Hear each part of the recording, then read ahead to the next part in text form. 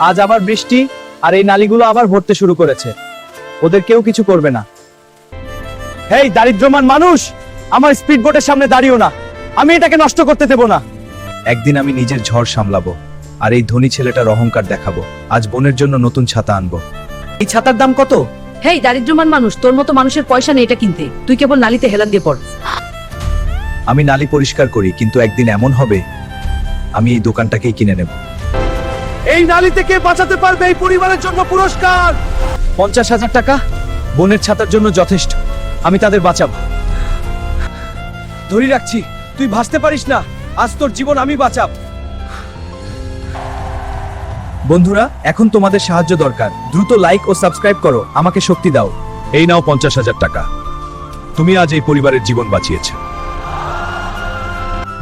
আমার সামর্থ্য নিয়ে ঠাট্টা করেছিলি, নাও টাকা।